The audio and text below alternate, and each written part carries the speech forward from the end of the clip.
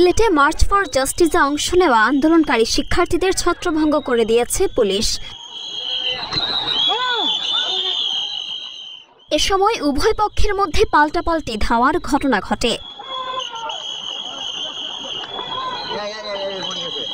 প্রত্যক্ষদর্শী সূত্রে জানা যায়, আন্দোলনকারী শিক্ষার্থীরা মিছিল নিয়ে নগরের সুবিদ বাজার পয়েন্টে গেলে পুলিশ তাদের বাধা দেয়। এ সময় আন্দোলনকারী শিক্ষার্থীরা পুলিশের ব্যারিকেড ভেঙে সামনে এগিয়ে গেলে পেছন থেকে পুলিশ তাদের লক্ষ্য করে টিয়ারশেল ও সাউন্ড গ্রেনেড নিক্ষেপ শুরু করে।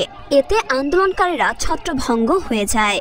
এর আগে বৈষম্য বিরোধী ছাত্র আন্দোলনের ঘোষিত কর্মসূচি অনুযায়ী বেলা 11টা থেকে শাহজালাল বিজ্ঞান ও প্রযুক্তি বিশ্ববিদ্যালয়ের প্রধান ফটকে অবস্থান নিতে শুরু করেন আন্দোলনকারীরা। পরে সেখানে আগে থেকেই অবস্থান নেওয়া পুলিশ তাদের সরিয়ে দেয়। এরপর আরও শিক্ষার্থী যোগ দিয়ে স্লোগান দিতে শুরু করেন। তখন পুলিশ ক্যাম্পাসের ভেতরে চলে যায়। দুপুর 12:30টার দিকে কয়েক শতাধিক শিক্ষার্থী নিয়ে সেখান থেকে নগরীর কোর্ট পয়েন্টের দিকে যান।